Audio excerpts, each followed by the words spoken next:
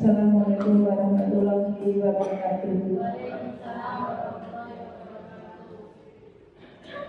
Salam bahagia dan salam sehat untuk sahabat pembelajar SMA Negeri 4 Kota Blitar. Yang terhormat Bapak Kepala Sekolah Bapak Adi Sucipto, yang terhormat Bapak Waka Kurikulum, yang terhormat sahabat pembelajar SMA Negeri 4 Kota Blitar. Terima kasih atas kesempatannya di sore hari ini, yang mana atas belajar saya di PGB yang tahun kemarin sebagai pengajar praktek, dan alhamdulillah atas support yang luar biasa dari Bapak Kepala Sekolah dan sahabat pembelajar SMA 4 Blitar. Melalui proses tahapan demi tahapan, saya masuk di fasilitator angkatan 11. Di sini karena dari Kemendikbud, setiap kita belajar di program guru penggerak dari Kemendikbud itu diharapkan bisa mengimbaskan ilmu yang diberikan dari Kemendikbud kepada teman-teman di lembaga sekolahnya. Dan kebetulan di diseminasi di sini adalah di modul 1.4 keterkaitan dengan diseminasi budaya positif. Ini keterkaitan dengan include nanti di PMN, karena juga di rapot sekolahnya SMA Negeri 4 Blitar. Nah, dari tugas saya ini Pak, ini nanti untuk sebenarnya tidak sekedar video, akan tetapi sebenarnya imbas ini diperuntukkan kepada seluruh warga sekolah. Dan di sini nanti kalau sudah terupload di PMN, ini nanti masuk aksi nyata saya, dan semua tugas-tugas saya diupload di PMN semuanya. Itu nanti masih berkelanjutan Pak. Nanti mohon juga terima kasih atas supportnya teman-teman semuanya, karena diseminasi ini sampai nanti saya harus menyelesaikan 10 modul, dan ini adalah modul 1, modul yang terakhir, yaitu di modul 1 yang 1.4, dan nanti masih ada Pak untuk modul-modul berikutnya.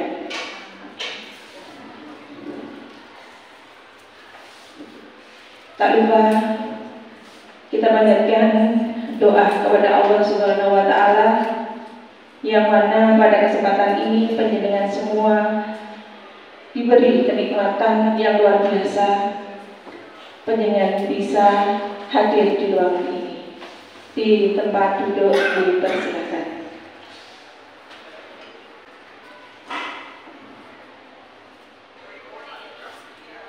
Selesai. Oke, Bapak Ibu semuanya. Untuk mengawali, kita masuk ke SPG. Nah, SPG ini adalah penjenengan sebenarnya sudah melaksanakan, tetapi tak terasa di situ adalah penjenengan melaksanakan SPG. Karena di apa? Di kunci kita adalah sebenarnya kita itu saat penjenengan membersamai anak-anak belajar di kelas, secara otomatis itu penjenengan sudah menstimulus anak-anak untuk berlatih konsentrasi di dalam proses pembelajaran. Nanti ikuti apa yang saya gerakkan ya Bapak Ibu. Ikuti apa yang saya gerakkan, bukan apa yang saya katakan. Jadi ikuti apa yang saya gerakkan, tetapi bukan yang saya katakan. Siap ya Bapak Ibu? Terima kasih. Saya coba. Siapa kita?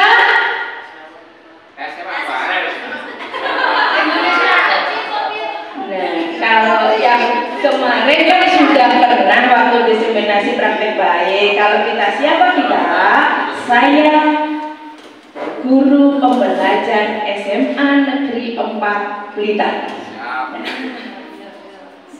Gitu. Nah, SMA Negeri 4 Blitar always is the best. Gitu, nggih? Sampun ngantuk nggih?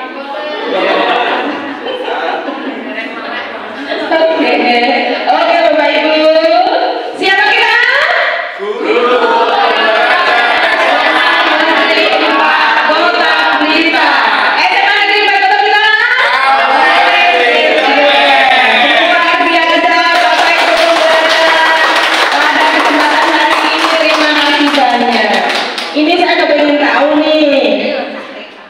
kira-kira apa sih di benak kita yang dinyatakan sebagai budaya positif? Kalau ibu-ibu kan tahu kan, ini positif negatif ibu tahu. Nah, kalau di sini adalah kita adalah budaya positif. Iya. Luar biasa, kebudayaan atau kebiasaan yang baik. Oke Bapak Ibu. Nah, di latar belakang budaya positif ini adalah diajar Dewantara menjelaskan bahwa tujuan pendidikan yaitu menuntut segala kodrat yang ada pada anak-anak agar mereka dapat mencapai keselamatan dan kebahagiaan yang setinggi-tingginya, baik sebagai manusia maupun sebagai anggota masyarakat. Salah satunya dengan menciptakan budaya positif. Budaya positif dapat dibangun melalui disiplin positif, keyakinan kelas, segitiga restitusi di sekolah, keyakinan kelas dibangun bersama murid dan guru yang berpihak pada murid. Semua warga sekolah berkolaborasi untuk menciptakan budaya positif di sekolah.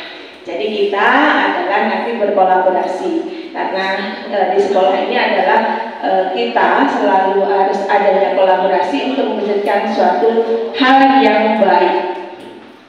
Tujuan budaya positif yaitu meningkatkan rasa percaya diri dan keberanian murid dalam berpendapat mengenai keyakinan kelas yang mereka inginkan. Yang kedua, meningkatkan motivasi intrinsik pada murid. Yang ketiga, mewujudkan pembelajaran yang berpihak pada murid. Yang keempat, menumbuhkan budi pekerti, di antaranya adalah tanggung jawab, disiplin, dan komitmen. Yang kelima, mengajak murid untuk mencari solusi dari suatu masalah.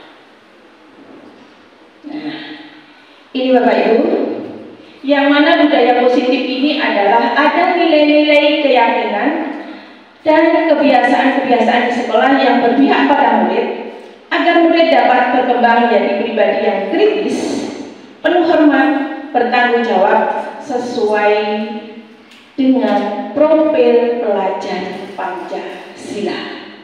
Yang mana di sini profil pelajar Pancasila yaitu kebinekaan global, bergotong royong, bernalar kritis, kreatif. Kemudian di sini adalah beriman, bertakwa kepada Tuhan yang dan berakhlak mulia serta mandiri. Jadi di sini memang tetap kita adalah berkolaborasi di sini untuk terintegrasi di dalam kita membersamai anak-anak keterkaitan dengan profil pelajar Pancasila. Bapak Ibu guru hebat, inilah budaya-budaya positif yang sudah kita implementasikan di sekolah. Kebetulan ini adalah dokumen pribadi, jadi masih banyak yang belum bisa saya kondisikan di sini. Dan di sini adalah upacara bendera tiap hari Senin dan hari-hari besar nasional lainnya. Kemudian Bapak Ibu guru menyambut siswa di depan, kemudian menyanyikan lagu Indonesia Raya sebelum masuk kelas dan bersalaman sebelum masuk kelas.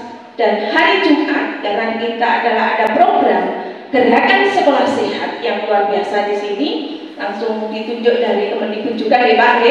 Nah, itu adalah kita menggunakan Jumat bersih, Jumat sehat, Jumat kerohanian, dan di situ ada juga budaya positif yang sudah kelihatan adalah Jumat keputrian. Apalagi yang lainnya banyak ekstrakurikuler yang kita kondisikan di sekolah SMA Negeri 4 Blitar. Oke Bapak Ibu, SMA Negeri 4 Blitar, luar biasa. Nah, di sini konsep inti budaya positif Bapak Ibu, diantaranya adalah disiplin positif, perubahan paradigma baru. Yang ketiga, motivasi perilaku manusia. Yang keempat, kebutuhan dasar manusia. Yang kelima, posisi kontrol restitusi. Yang keenam, keyakinan kelas. Dan yang ketujuh adalah segitiga restitusi. Mungkin Bapak Ibu yang belum apa ya, yang sudah mungkin Bu Devri ya, kalau Bu Devri kan sudah mengenal istilah dari ketujuh ini, dan ini saya jelaskan kepada teman-teman. Disinilah kita nanti prosesnya di PDP itu adalah banyak tahapan-tahapan yang dilalui. Semua demi apa Bapak Ibu sebenarnya? Mohon maaf, di sini saya tidak intinya apa ya menggurui Bapak Ibu, akan tetapi penjenengan semua sudah melakukannya. Di sini hanya saya berbagi praktek baik apa yang sudah saya terima di program PDP. Dan yang kemarin di PDP itu 6 bulan dengan diklat 15 hari. Nah, jadi 6 bulan 15 hari, dan di fasilitator juga demikian, yaitu pembekalannya itu juga 15 hari. Kemudian dilanjut nanti saya membersamai dari teman-teman calon-calon kepala sekolah dan calon-calon pengawas. Yang angkatan 11 ini adalah Bapak Ibu guru, yang mana di situ yang saya dampingi juga ada kepala sekolah. Jadi saya mendampingi di wilayah Sumeneb, yang mana kepala sekolah ini nanti kedepannya akan dicetak sebagai pengawas ya. Kemudian kalau yang Bapak Ibu guru itu banyak yang wafat. Ternyata yang saya dampingi itu adalah semua orang-orang hebat juga yang nanti dicetak menjadi kepala sekolah. Insya Allah Bapak Ibu guru di SMA 4 Kota Blitar juga demikian semuanya. Saya doakan dengan jadi orang-orang hebat yang selalu meluluskan anak-anak di SMA 4 Kota Blitar yang sangat luar biasa. Disiplin positif di sini adalah pendekatan disiplin positif tidaklah tentang anak atau peserta didik secara langsung, tetapi diri dan cara kita sendiri, baik sebagai orang tua, guru, atau orang dewasa yang memberikan dampak dan pengaruh positif kepada anak atau peserta didik. Nah, untuk budaya positif di sini memang semua diawali dari diri kita, Bapak Ibu. Jadi diawali dari diri kita untuk bisa nantinya berkolaborasi bersama seluruh warga sekolah di SMA Negeri 4 Blitar untuk mewujudkan lingkungan yang terus berkembang di dalam membersamai pendidikan di SMA Negeri 4 Kota Blitar. Oke, yang dilakukan di dalam pendekatan disiplin positif yaitu secara individual atau kelompok perlu mendapatkan dukungan kebijakan sekolah dan peran serta pemangku kepentingan sekolah. Hal tersebut merupakan kemampuan individu pendidik untuk membina atau mendidik peserta didik semua individual ataupun secara kelompok. Nah, di sini Bapak Ibu, intinya di disiplin positif di sini adalah tanpa adanya sebuah kekerasan.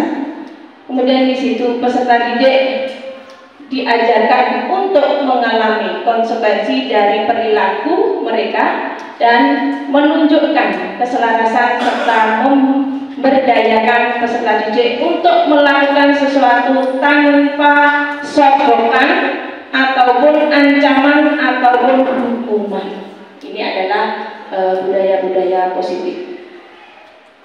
Nah, dari sini Bapak Ibu, perubahan paradigma baru. Sebenarnya hal ini tidak asing lagi. Waktu diseminasi itu juga paradigma baru itu sedikit disentil waktu berbagi praktek baik yang 2 bulan yang lalu. Dan di sini sebenarnya saya beri contoh saja. Coba Bapak Ibu tiba-tiba mengepalkan tangan. Mengepalkan tangan. Pernahkah hal ini dirasakan di sekitar kita? Di saat kita mengepalkan tangan, apa di dalam benak hati kita? Semangat. Oke, semangat. Yang lainnya? Awas. Nah, ini awas. Nah, itu. Awas itu ada dalam artian adalah bisa waspada. Dari awas ini kan kita kepalkan tangan ini kan ada. Oh, aku jangan-jangan mau ditonjok. Nah, aku jangan-jangan nanti sudah ada istri saraf. Kalau aku nanti itu ibaratnya mau melakukan sesuatu yang tidak baik, nanti aku kena pukul. Nah, ini banyak mindset yang dari setiap orang itu adalah berbeda. Maka dari itu Bapak Ibu, di saat kita setiap melangkah, alur di dalam tubuh kita ini adalah jika sel-sel kita itu kita gunakan hal-hal yang positif, insya Allah langkah penjenengan nanti juga mempengaruhi di dalam kondisi implementasi yang positif. Nah, dari situ Bapak Ibu, dan di sini adalah tadi sudah kepala tangan kan ada rasa penasaran. Sebenarnya apa sih? Ada juga tiba-tiba kalau ini kebakaran, apa yang kamu bawa? Nah, coba lihat segera. Ancaman berapapun kan dibuka. Kalau nggak dibuka, kamu nanti nggak tak koncomi ya. Biasanya seperti itu kan. Biasanya kalau anak-anak kecil nggak dibolong, itu istilahnya seperti itu ya. Ada yang seperti itu. Oke Bapak Ibu, di sini pembelajaran paradigma baru yaitu pembelajaran dengan berdiferensiasi. Nah, di berdiferensiasi ini banyak salah paham. Ibarat kadang diferensiasi konten, diferensiasi yang mungkin di situ proses dan sebagainya. Sebenarnya Bapak Ibu, penjenengan sudah melakukan berdiferensiasi. Apa sih sebenarnya? Coba saya ingin sharing baiknya dari penjenengan semuanya. Apa yang sudah penjenengan lakukan kepada anak didik kita di kelas? Bukan saya mau mengulik-ngulik penjenengan terus nanti mengintervensi, enggak. Kita hanya berbagi praktek baik. Saya juga di sini dalam proses belajar. Bukan berarti fasilitator itu hebat, enggak Bapak Ibu. Saya di sini juga belajar, banyak belajar untuk sebuah memperbaiki diri saya sendiri. Setiap langkah saya yang kemarin itu juga masih banyak yang harus saya perbaiki. Monggo Bapak Ibu. Mungkin Pak Bisru.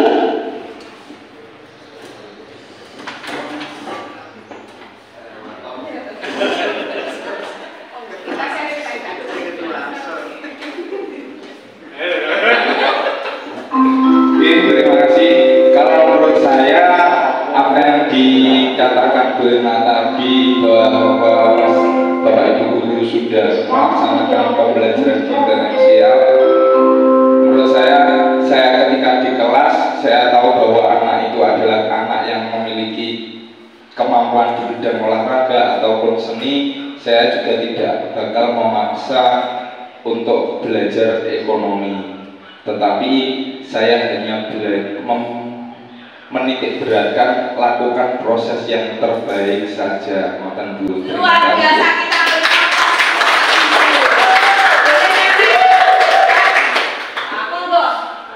monggo Pak Huda, monggo Pak. Kita sharing baik aja.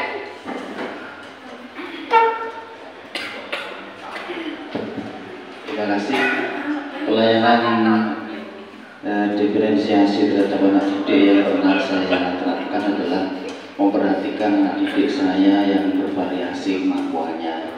Ada yang cepat, ada yang sedang, ada yang lambat.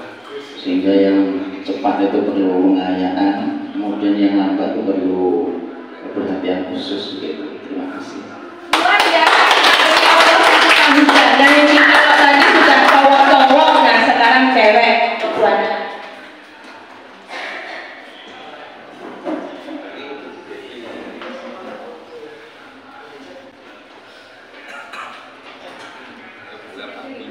Terima kasih atas waktunya.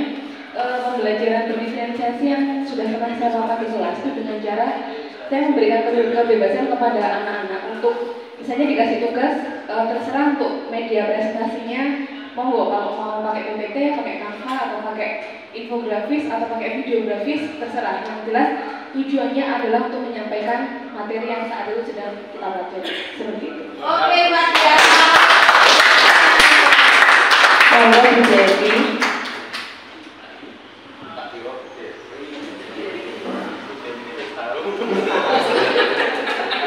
Baik, terima kasih atas waktunya. Pembelajaran diferensiasi mungkin yang sudah saya implementasikan di kelas dengan diferensiasi produk. Jadi konten pembelajaran itu saya kemas tidak hanya mungkin lewat PPT, tapi juga bisa lewat video, infografis dan semacamnya. Oke, luar biasa. Iya, Bapak Ibu semua di saat memfasilitasi Siswa-siswi kita di SMA 4 luar biasa semua. Itulah Bapak Ibu sebenarnya berdiferensiasi. Itu adalah yang mengetahui siklus kebutuhan anak. Itu adalah penjenengan semuanya. Itu namanya sudah berdiferensiasi Bapak Ibu. Jadi setiap mata pelajaran penangkapannya karena anak itu memiliki 9 tingkat kecerdasan. Sehingga di sini itu di dalam proses dia mengikuti pembelajaran Bapak itu juga bervariasi. Nah, dengan perbedaan ini, inilah keunikannya. Kembali lagi kita ke profil pelajar Pancasila. Karena kebinekaan di dalam anak-anak, kita membersamai anak-anak. Kebinekaan dia itu memiliki suatu pendapat, kebinekaan dia memiliki suatu agama, kebinekaan kita dia anak-anak didik kita itu suatu ide ya. Nah di situ semua di saat penjenengan bisa mengakomodir dan istilahnya memfasilitasi anak-anak ini penjenengan sudah melakukan berdiferensiasi. Nah ini makanya saya di sini itu untuk mempertegas apa kata diferensiasi.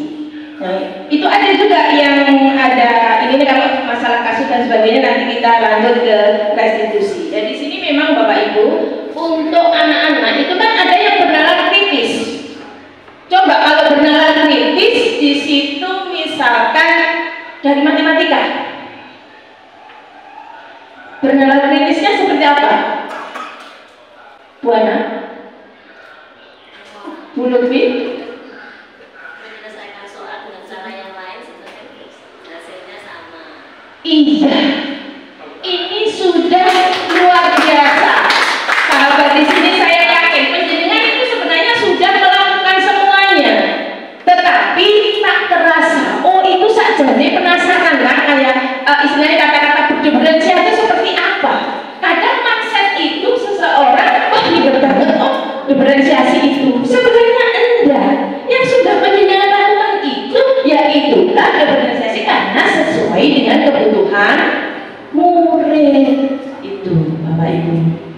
Nah ini adalah kita harus mengimbangkan karena nanti juga ada P5 nya tetap di situ include pada P5 dalam konteksnya seperti itu. Nah kreatif, nah tadi kan ada tugas tipografi, kanvas dan sebagainya. Dia mau PPT apa itu adalah kreatif, mandiri karena di saat dikasih tugas dia itu bisa melakukan secara mandiri. Dan apa tanggung jawabnya? Di saat disuruh mengumpulkan ataupun anak disuruh presentasi, anak-anak sudah siap. Itu sudah merupakan pelaksanaan P5 di dalam include pembelajaran Bapak Ibu semuanya. Dari sini mungkin ada yang mau disampaikan. Monggo Bapak Ibu belajar SMA Negeri 4. Ada yang disampaikan? Atau masih ada yang apa ya istilahnya? Ada angan-angan atau ada yang mungkin kurang pas?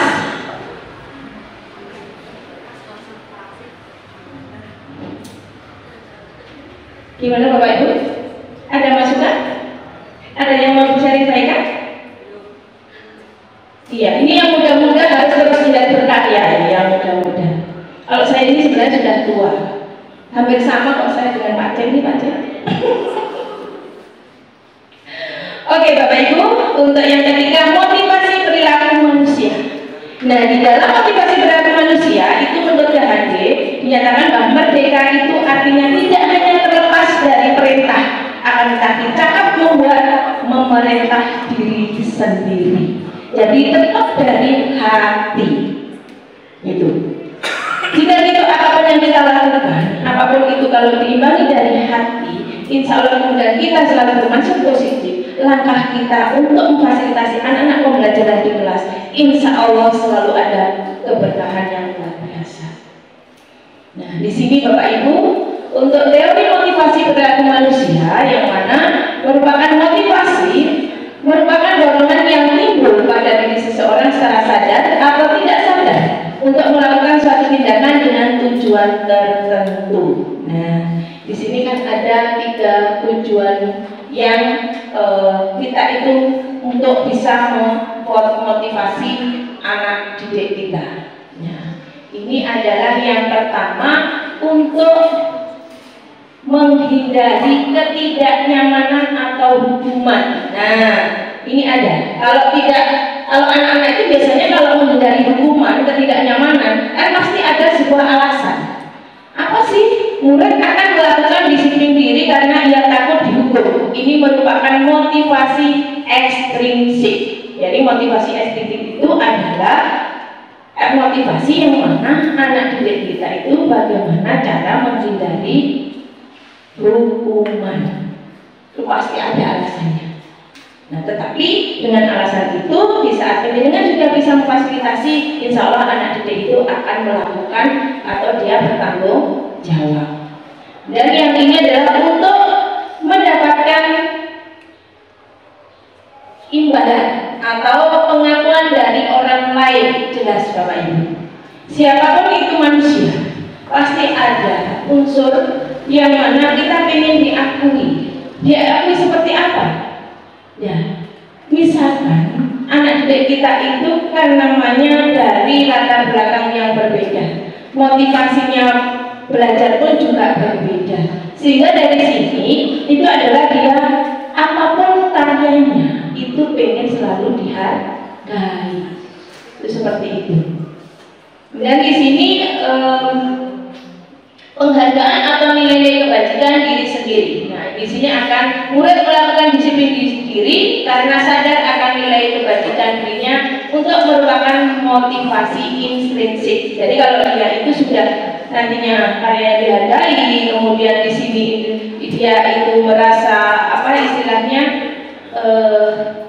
pada dirinya itu sudah ada mindset, oh iya sebenarnya adalah pendidikan itu perlu bagi saya. Di situ adalah ada kesanggupan atau sebagai tanggung jawabnya anak didik sendiri ini untuk mengikuti proses belajar. Dan di sini Bapak Ibu ada 4 kebutuhan dasar manusia. Yang pertama adalah kebutuhan bertahan hidup. Nah, ada survival, kemudian kasih sayang dan rasa diterima. Kemudian yang ketiga kebutuhan pengakuan atas kemampuan atau power. Kemudian kebebasan atau kebutuhan akan pilihan, dan kesenangan atau kebutuhan untuk merasa senang. Nah, 5 kebutuhan di sini itu setiap insan manusia akan selalu ada. Di mana sih posisinya? Kalau di sini misalkan kebutuhan bertahan hidup, apa yang kita lakukan atau yang anak didik kita lakukan, Bapak Ibu? Monggo. Untuk bertahan hidup. Nah, pasti kan ya, tujuan kita makan berarti untuk apa? Hidup. Iya, untuk hidup. Karena makan di sini kalau itu apa istilahnya mengandung hal-hal yang baik, gizi dan sebagainya, yaitu untuk mencukupi kebutuhan hidupnya. Nah, kemudian di sini kasih sayang dan rasa diterima. Ini Bapak Ibu yang sudah punya baby ya, ataupun sudah punya anak kan sudah merasakan semuanya. Ini dalam ikut lingkungan kita yang kecil. Dan di mana kita seorang pendidik dalam lingkungan yang besar. Kita satu kelas kan 36 peserta didik yang memiliki latar belakang dan lingkungan hidup dia yang untuk tumbuh kembangnya berbeda.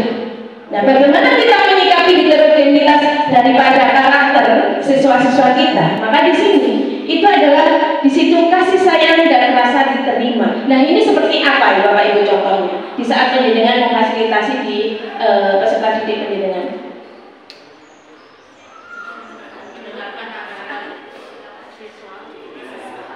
Iya, gimana? Iya, bersikap adil. Luar biasa ini. Kita beri aplaus untuk teman-teman sahabat pembelajaran SMA Negeri 4 Blitar. Nah, ukuran adil ini kan kadang kita sebenarnya sudah punya mindset adil, tetapi ada yang memiliki mindset yang juga nggak adil. Itu pasti ada, masih tetap ada. Nah, oke Bapak Ibu, ada kebutuhan pengakuan atas kemampuan. Nah, seperti apa kira-kira? Pemberian nilai. Oh iya, pemberian nilai apabila dia mampu Aktif atau mengerjakan tugas atau apresiasi. iya, luar biasa. Kita beri aplaus. Nah, di sini pendidikan semua sudah menjalankan semuanya, Bapak Ibu, budaya positif di sini.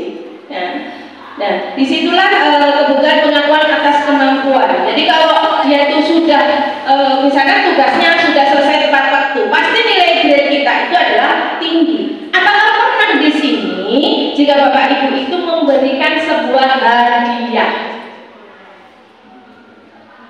kepada anak yang berprestasi? Dari Bapak Ibu sendiri loh ya. Adakah memberikan hadiah kepada anak yang berprestasi?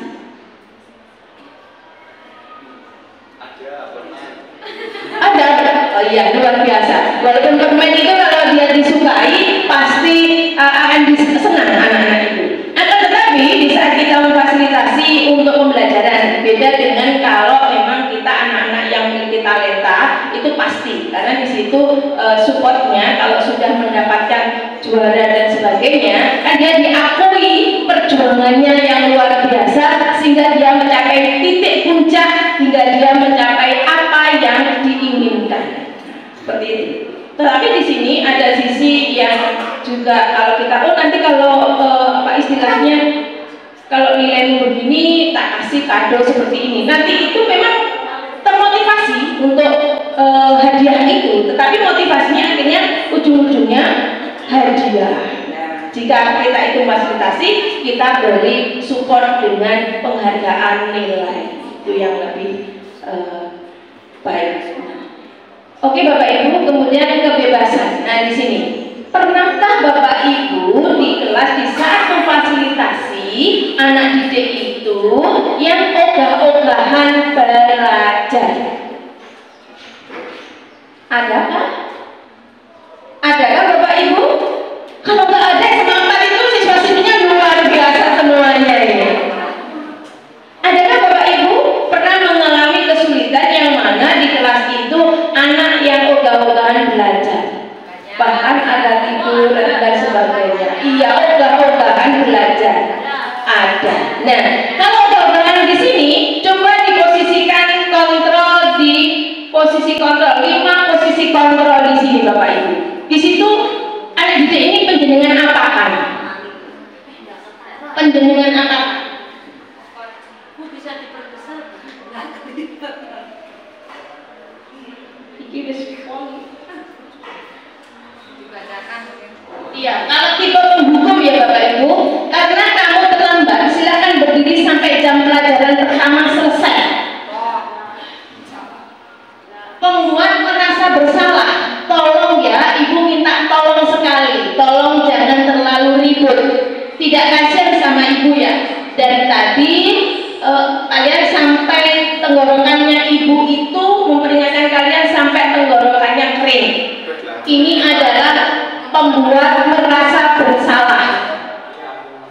Kemudian yang posisi kontrol yang ketiga di sini adalah teman. Teman di sini apa? Kenapa terlambat? Kemarin bisa tepat waktu kok. Besok jangan terlambat lagi ya. Ini adalah posisi teman. Kemudian ada pemantau. Masih ingat konsekuensinya kalau terlambat lagi. Nah, kemudian di posisi manajer. Nah, kalau manajer di sini, apa kamu menyadari bahwa yang kamu lakukan ini tidak benar? Kira-kira bagaimana agar kita bisa memperbaiki ini? Apa yang kita atau yang bisa kamu lakukan untuk memperbaiki ini? Nah, dari Bapak Ibu saat memfasilitasi di posisi tingkat kebutuhan dasar manusia, kemudian ke posisi kontrol, ini Bapak Ibu di posisi mana? Di teman. Oke. Pak Bisnu di posisi mana Pak? Teman. Pak Wahyu? Oh, teman saja. Aku Asif? Teman. Udah, Fi? Oh, pemantau.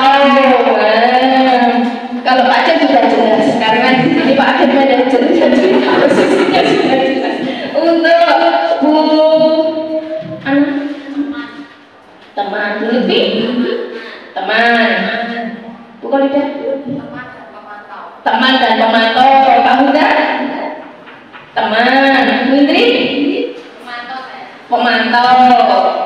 Bu Anda Sukarna? Teman. Bu Nidi? Teman saja. Bu Devi? Manajer dan buat rasa bersalah. Selalu kasihan ya, selalu lemah lembut Bu Devi ini kalau sudah menghadapi siswa. Dia kalau memarahi selalu galak, itu dia merasa bersalah begitu. Pak Indri gimana Pak Indri? Posisi mana? Teman. Pak Khairi? Oke, pemantau dan buat rasa bersalah. Pak Muslim? Di posisi mana Pak? Dari 5 posisi kontrol di saat sesuai dengan kebutuhan dasar manusia? Teman. Pak Yogi mana Pak? Oh teman. Oke Bapak Ibu luar biasa, kita beri aplaus dengan semuanya. Di saat kita membersamai, kita pasti saat sebelum kita itu bisa memahami di mana kita memposisikan sebagai seorang pendidik, dan di saat saya pun baru tahu juga. Saya tuh juga pernah Bapak Ibu sebagai tipe penghukum, itu juga pernah. Jadi pernah juga membuat rasa bersalah. Iya. Nah, kan juga pernah kan di posisi-posisi itu semua kan juga pernah dilakukan. Nah, di saat saya ini belajar di PDB, akhirnya ternyata apa Bapak Ibu? Kita diharapkan itu adalah bisa semua berposisi manajer Bapak Ibu. Nah ini, jadi kalau pernah saya itu pernah jadi penghukum itu juga pernah. Nah ini, jadi berproses. Nah saat saya ikut di program guru penggerak, disitulah saya baru paham. Oh kalau nanti tipe penghukum, nanti anak itu kalau kita terlalu pernyataan kita ternyata bisa mengganggu secara psikologis. Betul dia nurut, tapi di luar itu ditakutkan kalau itu terus membekas di dalam hatinya bisa menjadi pendendam. Dan kemudian di sini itu adalah pembuat rasa bersalah. Kalau kita terus-terusan merasa bersalah Bapak Ibu, kalau kita itu nanti ketemu kepada anak, pasti kasihan kok sama saya. Nah, di sini pun juga kita akan di posisi agak sedikit direndahkan pada siswa, atau mungkin siswa juga akan merasa rendah diri karena diposisikan rasa bersalah. Kemudian teman. Nah, kalau sudah teman kadang juga sama, apalagi yang kita dampingi SMA Bapak Ibu. Wah, apa Pak Bisnu plek kok kan gitu. Bu Indri mau naik plek juga kan begitu. Biasanya juga ada yang seperti itu. Nah, itu kalau di SMA kan era-eranya generasi Z itu adalah memang kita itu harus lebih hati-hati Bapak Ibu. Generasi Z itu adalah anaknya itu simple, tidak mau repot, tidak mau dikenyihi. Kita nanti belum, anak kita yang kecil-kecil itu sudah masuk generasi alpha, yang semua nanti berbau digitalisme. Nah di situ. Makanya sekarang banyak sekali hal-hal yang berpengaruh akibat digital itu. Jadi memang kita harus hati-hati. Apalagi saya calonnya nanti mendapat cucu. Nah nanti sudah generasi alpha di situ. Jadi kita memang berproses sebagai seorang tua sekaligus pendidik, memang harus hati-hati dan jeli di dalam kita membersamai anak-anak. Jadi jangan sampai nanti istilahnya diempoki atau diakal-akal kayak gitu.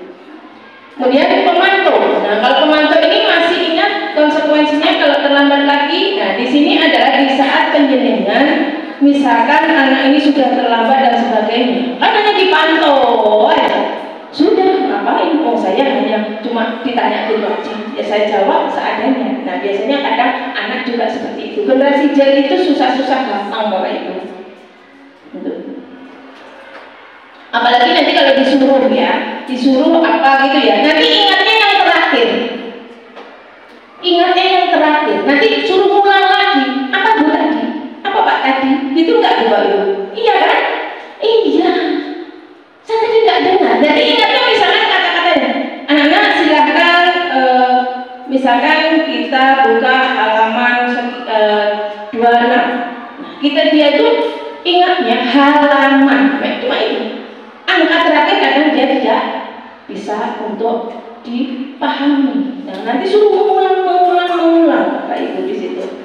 Nah, kalau di business manager itu adalah kita akan selalu memfasilitasinya, berpihak kepada anak, membuat lingkungan belajar kita adalah nyaman, aman, dan anak itu adalah aset yang nantinya ke depan bisa berbahagia. Tetapi kembali lagi semua dari Bapak Ibu masing-masing.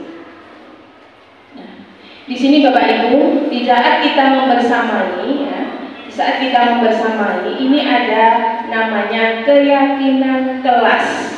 Kalau kita terbiasa apa Bapak Ibu? Kalau kita terbiasa apa? Peraturan? Iya, peraturan. Kemudian kesepakatan? Iya, kesepakatan kelas. Akan tetapi Bapak Ibu, di sini ada, kalau di ajaran Dewantara, ada yang namanya keyakinan kelas. Keyakinan kelas di sini adalah lebih menggerakkan seseorang dibandingkan mengikuti serangkaian peraturan. Seperti apa sebenarnya? Bahasa-bahasanya itu harus bahasa yang bermakna positif. Nah, tidak boleh Bapak Ibu bilang tidak. Itu kalau di keyakinan kelas tidak boleh. Kamu tidak boleh tidur di kelas. Kamu tidak boleh menggunakan HP. Itu kan sebuah peraturan atau yang kesepakatan kelas. Nah, bagaimana pembentukan keyakinan kelas? Di sini adalah meyakinkan kelas bersifat lebih abstrak daripada peraturan yang lebih rinci dan konkret. Kemudian yang kedua, keyakinan kelas berupa pernyataan-pernyataan universal. Kemudian yang ketiga, pernyataan keyakinan kelas senantiasa dibuat dalam bentuk positif seperti saling menghormati, bukan kalimat negatif seperti dilarang ribut, tidak boleh buang sampah sembarangan. Kemudian keyakinan kelas hendaknya tidak terlalu banyak sehingga mudah diingat dan dipahami oleh semua warga kelas.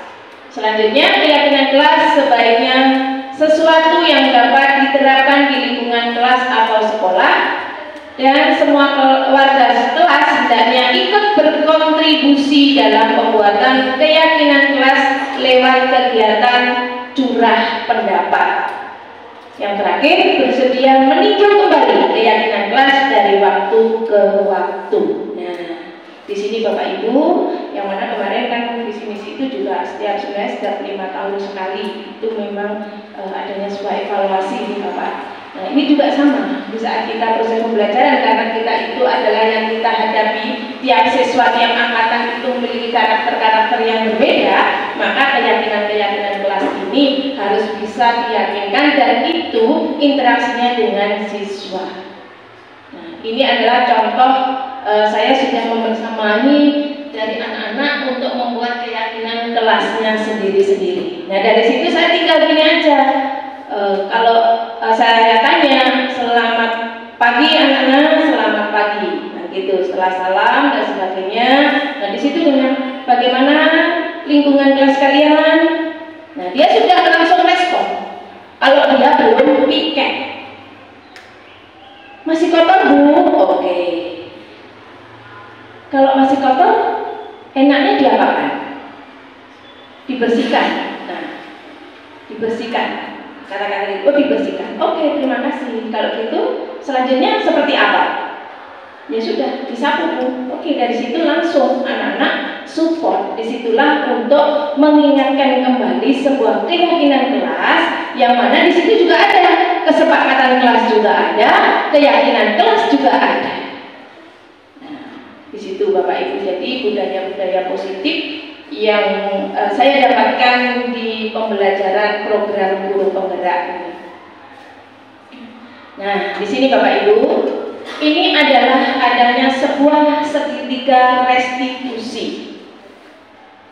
Ingat Bapak Ibu, segitiga kata-kata restitusi pernah mendengar? Pernah? Pernah untuk kata-kata restitusi? Iya, apa makna dari restitusi itu? Apa? Iya, kata-kata restitusi di sini adalah memperbaiki diri, bukan untuk menyudutkan seseorang selalu merasa bersalah. Walaupun sebenarnya restitusi ini adalah menstabilkan dari kondisi di mana apabila ada sesuatu hal dirasa itu jangan sampai berkepanjangan sebuah masalahnya. Jadi di situ distabilkan, stabilizer. Jadi restitusi ini adalah sebagai stabilizer. Nah, setelah itu dikondisikan, maka disitulah ada sebuah perimbangan yang namanya adalah divalidasi. Apakah ini adalah nanti berimbas baik atau tidak? Seperti apa? Mungkin Bapak Ibu sudah pernah merestitusi? Kalau jika Bapak Ibu mengalami ada anak di kelas bermasalah, apa yang Bapak Ibu lakukan? Kita series baiknya aja. Saya nggak ingin ngulik-ngulik dan oh ternyata begini, tidak. Ini adalah series baik aja. Kipun Bapak Ibu. Gimana, Bu Kolida? Memanggil yang bersangkutan. Iya. Kita sharing bersama apa penyebabnya. Itu. Sampai rekaman. Iya. Lanjutnya. Kemudian Tindak lanjutnya. kita memberikan solusi yang terbaik untuk anak. Iya. Tadi kalau restitusi kita yang memberikan solusi terbaik. Nah, di sini Bapak Ibu, kalau restitusi yang menyelesaikan masalah adalah anaknya sendiri. Nah, ini adalah salah satu contoh-contoh restitusi saya Bapak Ibu. Nah, ini yang pertama itu adalah kegalauan. Di saat dia ingin melanjutkan ke perguruan tinggi dan di situ dia belum siap untuk kesiapannya dia ke perguruan tinggi. Nah, di situ saya terus lakukan berkomunikasi. Ini sudah tersubmit di PMM juga Bapak. Jadi di situ. Jadi kemudian ini juga sama. Yang kemarin-kemarin itu misalkan ada yang bolos, ada yang tidur, ada yang tidak ingin belajar. Nah, jadi apa sampai berapa hari dan sebagainya itu saya konfirmasi. Saya tanya, ya udah ditanya yang bisa menyelesaikan adalah anaknya sendiri, sehingga dia itu akan merasa bertanggung jawab pada dirinya, berposisi sebagai peserta didik untuk melakukan proses pembelajaran. Nah, bagaimana sih sebenarnya untuk restitusi itu kata-katanya? Misalkan saya panggil, ini hanya cerita ya, yang saya pahami di dalam literasi di restitusi, anaknya saya panggil, Niko kemarin kok bolos, itu ada apa? Nah, ada apa? Nggak boleh, kenapa kamu bolos? Nah, itu tanda kata-kata itu tuh kalau di KHD Bapak, ini apa ya, harus ya dipertimbangkan. Kenapa kamu bolos? Jangan diulangi lagi besok bolos. Nah, ini kata-kata itu kalau di KHD itu belum menyatakan sebuah restitusi. Jadi di sini ada apa kemarin bolos Niko? Tanya dulu, gimana kabarnya? Baik Bu. Oke. Ada apa Bu? Saya dipanggil. Oke, saya hanya ingin konfirmasi aja. Kemarin Niko kok bolos. Nah, ada apa? Nah, dia langsung menjawab di situ. Nah, kalau begitu posisi Niko sekarang sebagai apa? Nah, saya sebagai pelajar Bu. Nah, kalau sebagai pelajar seperti apa Niko ke depannya yang ingin digali lebih dalam di dalam proses pembelajaran di SMA Negeri 4. Nah, disitulah dia merinding.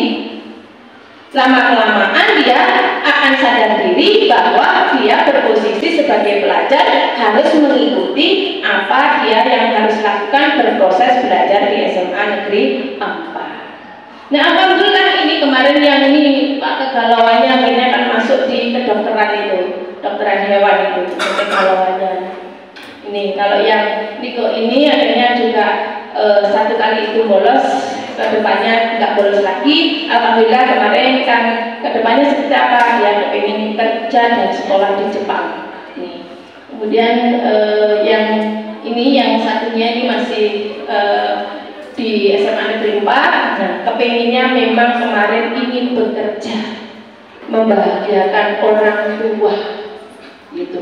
Nah, bagaimana solusinya untuk memenuhi kebutuhan di saat kamu tidak bisa berproses dan apa? Nah, dia sudah menyelesaikan sendiri dan dia juga minta maaf. Nah, selama ini memang berprosesnya itu saya lalui ini. Nah, ke depan seperti apa? Nah, dia memang memiliki perusahaan sendiri, Bapak. Dan sekarang dia sudah merintis perusahaan travelnya. Nah, itu Bapak Ibu. Oke. Nah, maka langkah restitusi itu adalah menstabilkan identitas, kemudian kualifikasi tindakan yang salah, menanyakan keyakinan. Nah, kalau sudah keyakinan, dia berposisi sebagai seorang pelajar, dia akan melalui proses tahapan demi tahapan hingga dia lulus sampai di sekolahnya, dia ingin menggapai cita-citanya. Nah, oke Bapak Ibu, di sini sebelum pembelajaran diakhiri untuk kaitan diseminasi budaya positif, saya mohon Bapak Ibu untuk menuliskan refleksi 4P. Yang pertama, peristiwa apa yang Bapak Ibu alami. Kedua, perasaan seperti apa yang Bapak Ibu rasakan. Yang ketiga, pembelajaran apa yang Bapak Ibu petik. Keempat, penerapan yang seperti apa yang Bapak Ibu capai untuk kedepannya. Ini keterkaitan penimbasan saya, makna dari sharing baiknya hari ini Bapak Ibu. Nah, di depannya Bu Ana Rif, mohon izin Bu Ana, di situ ada post-it yang mungkin bisa ditulis dari Bapak Ibu ini. Nah, itu ada post-it yang bisa ditulis. Ya, untuk yang biru itu nomor 1. Iya. Iya, nomor 1. Kemudian yang kuningnya nomor 2. Yang ada beda kan? Nah, hijau nomor 3. 3 warna iya. Nah, oranye warna oranye itu adalah refleksi yang 4. Monggo Bapak Ibu. Iya. Peristiwa hari ini di saat saya diseminasi. Sharing baiknya hari ini iya. Apakah iya? Apakah menjadikan bahagia atau tidak? Dituliskan saja di situ. Saat saya melakukan diseminasi kaitan budaya positif, di sini adalah peristiwa apa yang Bapak Ibu alami. Nah, apanya? Iya, ada 1 orang kan 4 warna. Iya, 1 orang 4 warna. Monggo. Iya, ini sudah mau selesai kok Bapak Ibu. Ini sudah di ujung saya sharing baiknya di penjenengan.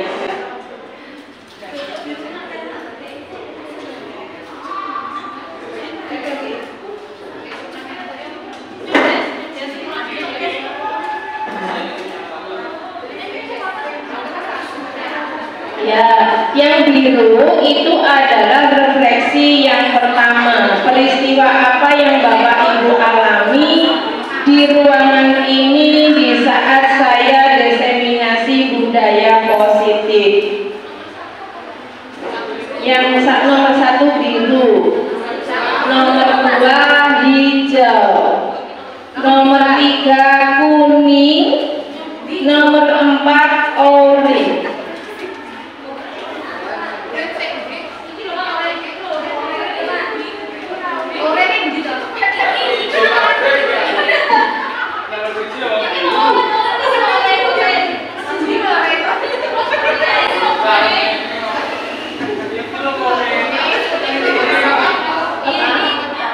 Kuning nomor 3. Yang nomor 1 biru, nomor 2 hijau, nomor 3 kuning, nomor 4-nya oranye.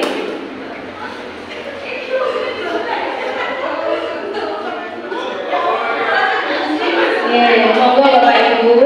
Dan saya mohon